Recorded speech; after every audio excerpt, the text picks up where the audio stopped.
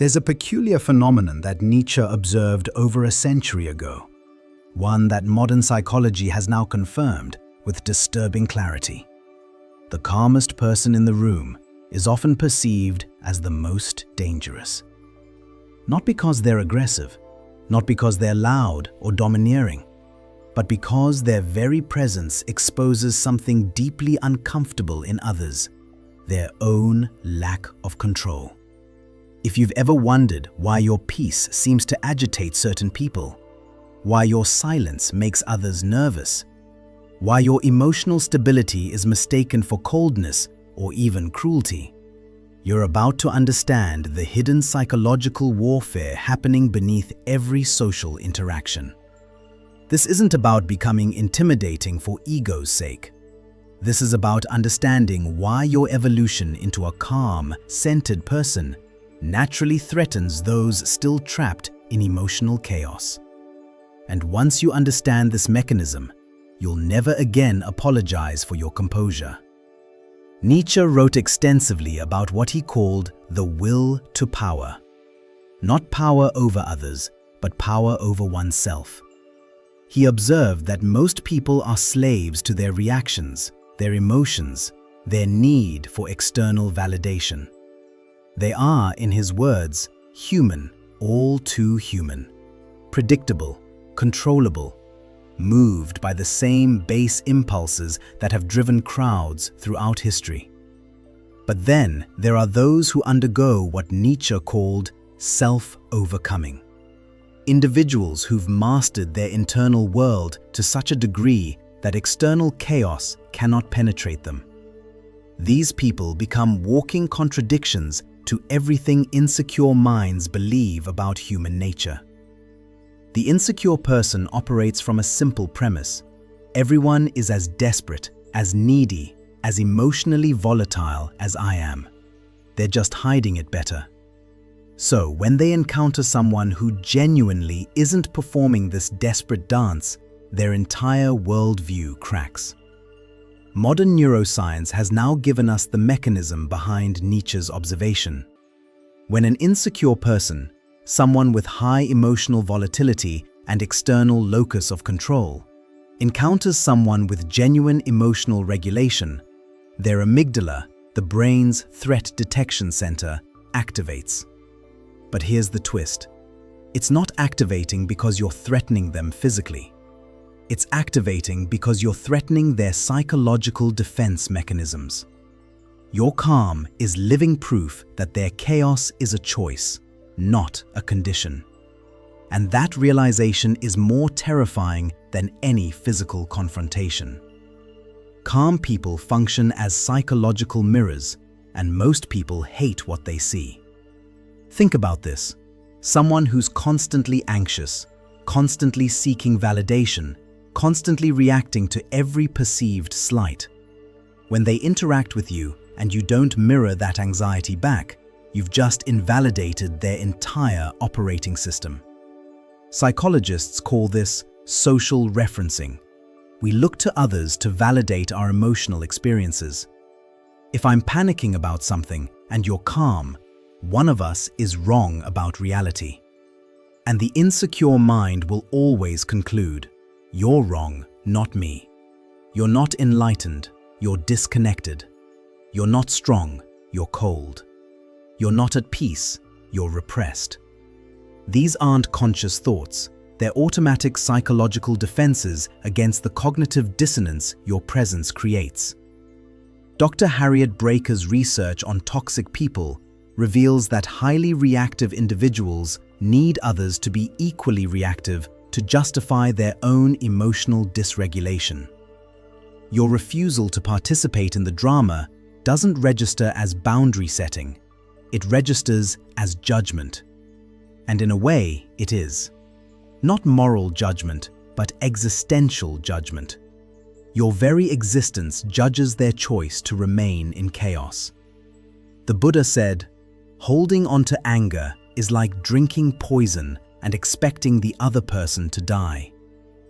Calm people have stopped drinking the poison, and those still addicted to it find your sobriety unbearable, because it reminds them of what they're doing to themselves. Here's where it gets psychologically fascinating. Insecure people are obsessed with control, yet they're completely controlled by everything. They need to control conversations, perceptions, outcomes, but they're enslaved to their emotions, others' opinions, and external circumstances. You, through your calm, have achieved actual control, self-control, which means you can't be controlled. And this is what truly terrifies them. In primate hierarchies, which human social dynamics still mirror, dominance is established through predictable patterns: aggression, displays of strength, emotional intensity. The alpha chimp doesn't sit quietly. He makes noise, he reacts, he ensures everyone knows his emotional state. But humans evolved a more sophisticated hierarchy. Those who control themselves ultimately control the frame. The person who doesn't need to react holds the power. The person who doesn't need to prove anything has nothing to prove. Research by Dr. Robert Sapolsky on stress and hierarchy shows that true confidence correlates with lower cortisol levels. Genuine calm isn't performed, it's physiological. Insecure people can sense this difference between performed confidence and actual grounded presence. They can fake the former, but they can't achieve the latter, and they know it. So they do what threatened primates do. They try to provoke a reaction. They push boundaries, create drama, levy accusations, anything to pull you down to their level, where the rules make sense again. Because if they can make you react, you're no longer calm. You're just better at hiding your chaos. And that narrative they can live with. Nietzsche wrote, "That which does not kill me makes me stronger." But he also wrote something far more relevant here. The individual has always had to struggle to keep from being overwhelmed by the tribe. Your calm is not natural in the tribal sense, it's evolved. You've done something most people never do. You've separated your sense of self from external validation. Psychologically, this is what's called an internal locus of control. Your emotional state is determined by your values and choices, not by circumstances and others' opinions. Dr. Julian Rotter's research found that people with internal locus of control are more resilient, more successful, and yes, more intimidating to those with external locus of control. Why? Because you can't be manipulated through the usual channels: guilt, fear of judgment, social pressure, emotional contagion. You've become what the Stoics called an inner citadel, attackable from outside but unconquerable within. Marcus Aurelius wrote, "You have power over your mind, not outside events. Realize this, and you will find strength." You've realized this, they haven't.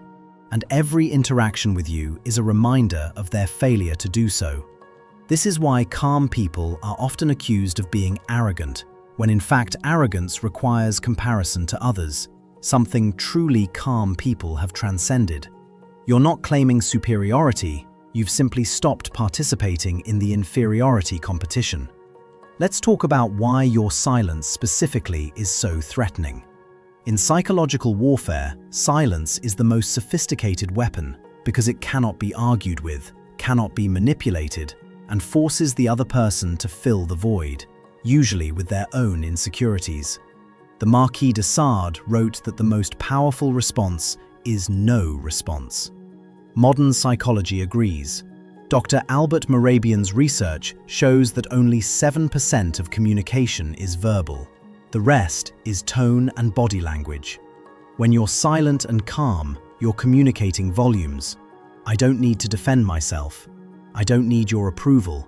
I'm not threatened by your judgment. Each of these messages is a dagger to the insecure ego. They need you to engage, to explain, to justify, because that gives them power. Your silence removes that power entirely. Furthermore, neuroscience research on theory of mind shows that when we can't read someone, our brains go into overdrive trying to predict their thoughts and intentions. Anxious people already have hyperactive prediction mechanisms. Their brains are constantly scanning for threats. Your unreadable calm sends their threat detection system into chaos because they can't categorize you. Not aggressive enough to fight, not submissive enough to dominate, not anxious enough to manipulate. You've become a psychological null zone, and nature abhors a vacuum. So they fill your silence with their projections, usually revealing more about themselves than they ever learn about you. From an evolutionary perspective, emotional volatility served our ancestors well. Quick fear responses saved lives. Reactive aggression protected resources. But in modern society, these hair-trigger responses are liabilities, not assets. You've evolved beyond them. You've developed what psychologist Daniel Goleman calls emotional intelligence, the ability to recognize, understand, and manage emotions, rather than be managed by them. Studies show that high EQ correlates with better leadership, stronger relationships, and yes, higher intimidation factor among low EQ individuals, because you've mastered the game they're still losing to. Think of it this way. In a room full of people controlled by their emotions, the one person who isn't becomes the de facto leader by default, not through effort, but through contrast. Nietzsche predicted this when he wrote about the Übermensch, not a superhuman in strength, but someone who's overcome the human need for herd validation. You've become comfortable in your own psychological skin, while they're still wearing masks, and masks always feel threatened by naked faces. So what do you do with this knowledge?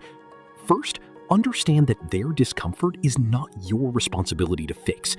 You are not required to dim your light so others feel less insecure in their darkness. Second, recognize that intimidation is information. The people most threatened by your calm are showing you exactly who hasn't done their inner work. They're self-identifying.